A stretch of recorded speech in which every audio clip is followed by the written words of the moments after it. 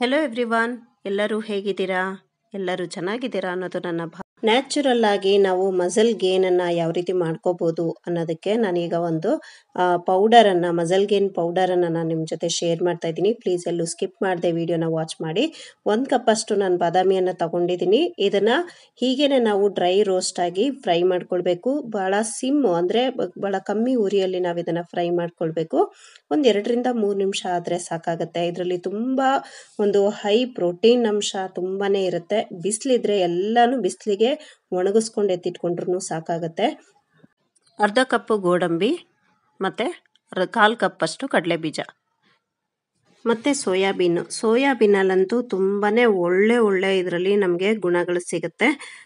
Protein ಅಂಶ ಭಾಳ ಜಾಸ್ತಿನೇ ಇರುತ್ತೆ. ಇದು ನಾನು ಅರ್ಧ ಕಪ್ಪಷ್ಟು ತೊಗೊಂಡಿದ್ದೀನಿ. ಆಮೇಲೆ ಇದನ್ನು ನಾವು ಒಂದು 5 kg ಗೋಧಿ ಬೀಸ್ತೀವಿ ಅಂದರೆ ಅದರಲ್ಲಿ ನಾವು ಒಂದು ಅರ್ಧ kg ಸೋಯಾಬೀನನ್ನು ಸೇರಿಸ್ಕೊಂಡು ಹಿಟ್ಟು ಮಾಡಿಸ್ಕೊಳ್ಳೋದ್ರಿಂದ ನಮಗೆ ಡೈಲಿ ಸೋಯಾಬೀನ್ ಅಂಶ ಶರೀರಕ್ಕೆ ಸೇರಿರುತ್ತೆ. ಇದಕ್ಕೆ ನಾನು 1/4 ಕಪ್ಪಷ್ಟು ಅಕ್ರೋಟನ್ನು ಹುರಿದ್ಬಿಟ್ಟು ಅದನ್ನು ಕೂಡ ಸಪ್ರೇಟ್ ತೊಗೊಂಡಿದ್ದೀನಿ. ಈಗ ಪಿಸ್ತಾನೂ ಅಷ್ಟೇ 1/4 ಕಪ್ಪಷ್ಟು ಹಾಕ್ಕೊಂಡ್ರೆ ಸಾಕು, ಇಲ್ಲ ಅದಕ್ಕಿಂತ ಒಂಚೂರು ಕಮ್ಮಿ ಹಾಕಿದ್ರೂ ತೊಂದರೆ ಇಲ್ಲ. ಮತ್ತು ಸೂರ್ಯಕಾಂತಿ ಬೀಜ ಅಂತ ಹೇಳ್ತಾರಲ್ಲ, ಸನ್ಫ್ಲವರ್ ಸೀಡ್ಸು, ಇದು ಅಷ್ಟೇ ಒಂದು 1/4 ಕಪ್ನಷ್ಟು ತಗೊಂಡು ಇದನ್ನು ಸ್ವಲ್ಪ ಬಿಸಿ ಮಾಡಿಕೊಂಡು ಹಾಕ್ಕೊಳ್ತಾ ಇದ್ದೀನಿ. ಇದು ಎಲ್ಲದ್ರದ್ದು ನಾನು ನಿಮಗೆ ಡಿಸ್ಕ್ರಿಪ್ಷನ್ ಬಾಕ್ಸಲ್ಲಿ ಕರೆಕ್ಟ್ ಮೆಷರ್ಮೆಂಟು ಕೊಟ್ಟಿರ್ತೀನಿ. ಪ್ಲೀಸ್ ಅಲ್ಲೊಂದು ಸಾರಿ ಚೆಕ್ ಮಾಡಿ. ಮತ್ತು ಇದು ಕದ್ದು ಬೀಜ ಅಂತ ಹೇಳ್ತಾರಲ್ಲ, ಅದು ಕದ್ದು ಬೀಜ ಮತ್ತು ಕರ್ಬೂಜ ಬೀಜ ಎರಡು ಬೇರೆ ಬೇರೆ ಇದೆ. ಇದೂ ಅಷ್ಟೇ ಎಲ್ಲದರಲ್ಲೂ ಹೈ ಕಂಟೆಂಟಲ್ಲಿ ಪ್ರೋಟೀನ್ ಅಂಶ ಇದೆ ಮತ್ತು ಫೈಬರ್ ಅಂಶ ಇದೆ. ಎಲ್ಲನೂ ನಮ್ಮ ಹೆಲ್ತಿಗೆ ತುಂಬ ಒಳ್ಳೆಯದು. ದಪ್ಪ ಆಗಬಾರ್ದು, ಸುಮ್ಮನೆ ನಮ್ಮ ಹೆಲ್ತ್ ಚೆನ್ನಾಗಿರಲಿ ಅನ್ನೋದು ಕೂಡ ನೀವು ತೊಗೊಳ್ಬೋದು. ಇದನ್ನು ಅರ್ಧ ಕಪ್ಪಷ್ಟು ಓಟ್ಸನ್ನು ತೊಗೊಂಡಿದ್ದೀನಿ. ಓಟ್ಸು ಕೂಡ ಇದೇ ರೀತಿಯಾಗಿ ಸ್ವಲ್ಪ ಬಿಸಿ ಮಾಡಿಕೊಂಡ್ರೆ ಸಾಕಾಗುತ್ತೆ. ಮಸಾಲೆ ಇರೋವಂಥ ಓಟ್ಸನ್ನು ತೊಗೋಬಾರ್ದು. ಇಲ್ಲಿ ಯಾವುದೇ ಒಂದು ಪದಾರ್ಥಗಳನ್ನು ಹಾಕ್ಬೋದು, ಮಸಾಲೆ ಇಲ್ಲದೆ ಇರೋವಂಥದ್ದನ್ನು ತೊಗೊಳ್ಬೇಕು. ಮತ್ತು ಇದಕ್ಕೆ ಚಿಯಾ ಸೀಡ್ಸನ್ನು ಸೇರಿಸ್ಕೊಳ್ತಾ ಇದ್ದೀನಿ. ಚಿಯಾ ಸೀಡ್ಸು ಒಂದು 1/4 ಕಪ್ಪು. ಇದು ಅಷ್ಟೇ ನಮ್ಮ ಹೆಲ್ತ್ ಬೆನಿಫಿಟ್ಸು ಸಿಕ್ಕಾಪಟ್ಟೆ ಇದೆ. ಸೊ ಇದನ್ನೆಲ್ಲನೂ ನೀವು ಒಂದು ಸಾರಿ ಖಂಡಿತ ಟ್ರೈ ಮಾಡಲೇಬೇಕು. ಹೇಗೆ ಬಂತು ಅಂತ ನನಗೆ ಕಮೆಂಟ್ ಸೆಕ್ಷನಲ್ಲಿ ತಿಳಿಸಿ. ಮತ್ತು ಇದು ಫ್ಲೆಕ್ಸ್ ಸೀಡ್ಸು ಅಂದರೆ ಅಲಸಿ ಅಂತ ಹೇಳ್ತಾರಲ್ಲ, ಇದು ಅಷ್ಟೇ ತುಂಬಾ ಒಳ್ಳೆಯದು. ಇದು ಅಷ್ಟೇ ಒಂದು 1/4 ಕಪ್ಪಷ್ಟು ತೊಗೊಂಡಿದ್ದೀನಿ. ಇದೂ ಅಷ್ಟೇ ಒಂದು ಸ್ವಲ್ಪ ಫ್ರೈ ಮಾಡಿಕೊಂಡ್ರೆ ಸಾಕಾಗುತ್ತೆ. ಫ್ಲೆಕ್ಸ್ ಸೀಡ್ಸು ಮತ್ತು ಚಿಯಾ ಸೀಡ್ಸಲ್ಲಿ ನಮಗೆ ಒಮೆಗಾ 3 ಮತ್ತು ಒಮೆಗಾ 6 ಅಂಶ ತುಂಬಾ ಇರುತ್ತೆ. ಇದೆಲ್ಲ ನಮಗೆ ಹೆಲ್ತ್ ಬೆನಿಫಿಟ್ಸು ತುಂಬಾ ಇರುತ್ತೆ. ಸೊ ಹಾಗಾಗಿ ಪ್ಲೀಸ್ ಈ ಪೌಡರನ್ನು ಒಂದು ಸಾರಿ ಮಾಡ್ಕೊಳ್ಳಿ. ಮತ್ತು ಇದಕ್ಕೊಂದು 4 ಏಲಕ್ಕಿಯನ್ನು ಬೀಜ ಸಿಪ್ಪೆ ತೆಗೆದುಬಿಟ್ಟು ಬೀಜ ಮಾತ್ರ ಸೇರಿಸ್ಕೊಳ್ತಾ ಇದ್ದೀನಿ. ಇದಿಷ್ಟನ್ನು ನಾವು ತಣ್ಣಗಾಗಲಿಕ್ಕೆ ಬಿಟ್ಟು ನೀವು ಮಿಲ್ಕ್ ಕೂಡ ಹಾಕ್ಸ್ಕೋಬೋದು, ಆದರೆ ನಾನು ಇದನ್ನು ಮಿಕ್ಸಿಯಲ್ಲೇ ಮಾಡ್ಕೊಂಡಿದ್ದೀನಿ. ಮಿಕ್ಸಿ ಮಾಡುವಾಗ ನಾವಿಲ್ಲಿ ಒಂದು ಗಮನ ಇಟ್ಕೋಬೇಕು. ಡೈರೆಕ್ಟ್ ನಾವು ರನ್ನಿಗೆ ಕೊಡಬಾರ್ದು. ರನ್ನಿಗೆ ಕೊಟ್ಟಾಗ ಈ ಕಡಲೆ ಬೀಜ ಮತ್ತು ಬಾದಾಮಿಯಲ್ಲಿರುವಂಥ ಎಣ್ಣೆ ಅಂಶ ಎಲ್ಲ ಮಿಕ್ಸ್ ಆಗುತ್ತೆ. ಆನ್ ಆಫ್ ಅಂತ ರೀತಿಯಲ್ಲಿ ನಾವು ಮಿಕ್ಸಿಯನ್ನು ಮಾಡ್ಕೋಬೇಕು. ಯಾಕೆಂದರೆ ಇದರಲ್ಲಿ ಕಡಲೆ ಬೀಜ ಮತ್ತು ಬಾದಾಮಿ ಇರೋದ್ರಿಂದ ಎಣ್ಣೆ ಬಿಟ್ಕೊಂಡು ನಮಗೆ ಸ್ವಲ್ಪ ಉಂಡೆ ಥರ ಅಂದರೆ ಅಂಟು ಥರ ಬರುತ್ತೆ. ನಾನು ಈ ರೀತಿಯಾಗಿ 2 ಟ್ರಿಪ್ಪನ್ನು ಮಾಡ್ಕೊಂಡಿದ್ದೀನಿ. ಈ ರೀತಿಯಾಗಿ ನಾವು ಸ್ಟ್ರೈನ್ ಮಾಡಿಕೊಂಡು ಈ ಹಿಟ್ಟನ್ನು ನಾವು ನೀಟಾಗಿ ಒಂದು ಏರ್ ಟೈಟ್ ಜಾರಲ್ಲಿ ಕ್ಲೋಸ್ ಮಾಡಿ ಇಟ್ಕೊಂಡ್ರೆ, ಸ್ಟೋರ್ ಮಾಡಿ ಇಟ್ಕೊಂಡ್ರೆ ತುಂಬ ಚೆನ್ನಾಗಿ ಒಂದು ಮಿನಿಮಮ್ ಅಂದರೂ ನಮಗೆ ಒಂದು 2ರಿಂದ 3 ತಿಂಗಳು ಬರುತ್ತೆ. ಇದನ್ನು 2 ಟೈಮ್ ಕೊಡಿ, ತುಂಬಾ ಹೆಲ್ತಿಗೆ ಒಳ್ಳೆಯದು ಮತ್ತು ಬೇಗನೆ ನಿಮಗೆ ಇದರಲ್ಲಿ ರಿಸಲ್ಟ್ ಕೂಡ ಸಿಗುತ್ತೆ.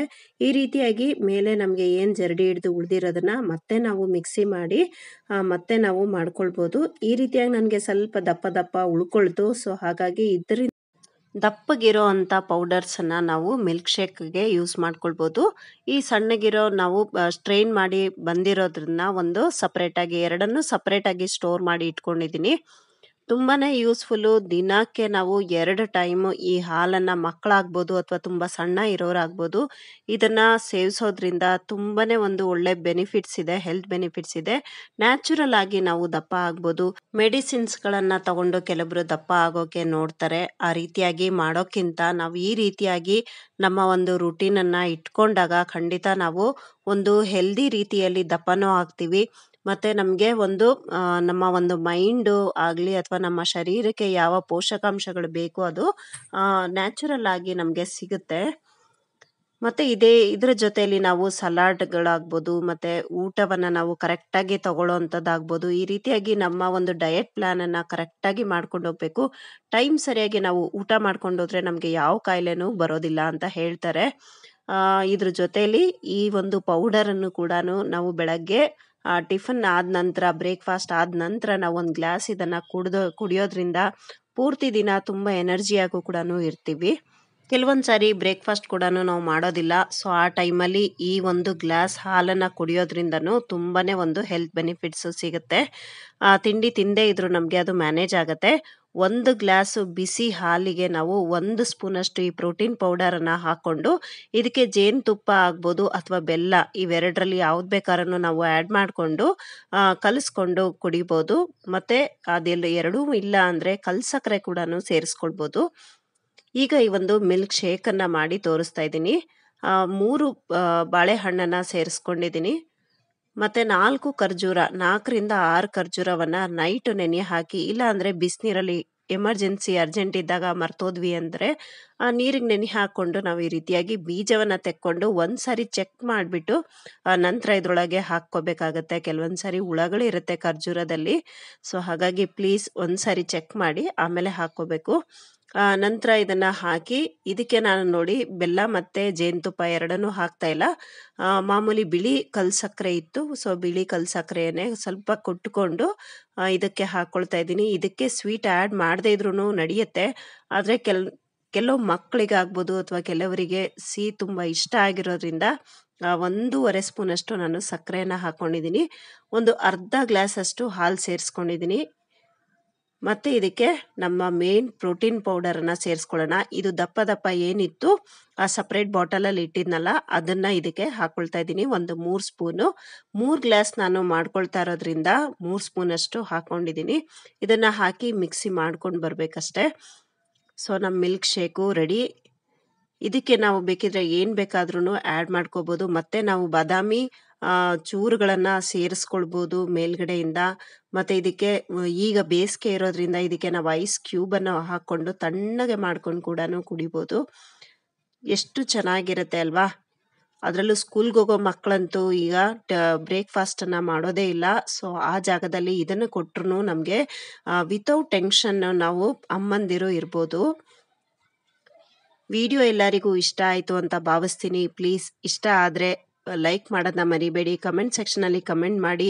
ಫ್ರೆಂಡ್ಸು ರಿಲೇಷನ್ಸಿಗೂ ವಿಡಿಯೋನ ಶೇರ್ ಮಾಡಿ. ಸಬ್ಸ್ಕ್ರೈಬ್ ಮಾಡಿಲ್ಲ ಅಂದರೆ ಪ್ಲೀಸ್ ಈಗಲೂ ಕೂಡ ಸಬ್ಸ್ಕ್ರೈಬ್ ಮಾಡ್ಬೋದು, ಮಾಡಿ. ಪಕ್ಕದಲ್ಲೇ ಬರೋ ಬೆಲ್ ಐಕನ್ ಆಲ್ ಆಪ್ಷನಿಗೆ ಪ್ರೆಸ್ ಮಾಡಿ. ಯಾರೆಲ್ಲ ಸಬ್ಸ್ಕ್ರೈಬ್ ಮಾಡಿ ನನಗೆ ಸಪೋರ್ಟ್ ಮಾಡ್ತಾ ಇದ್ದೀರಾ, ಥ್ಯಾಂಕ್ ಯು ಸೋ ಮಚ್. ಹೀಗೆ ನನಗೆ ಸಪೋರ್ಟ್ ಮಾಡ್ತಾ ಇರಿ. Thank you for watching. Have a nice day. Take care. Bye bye.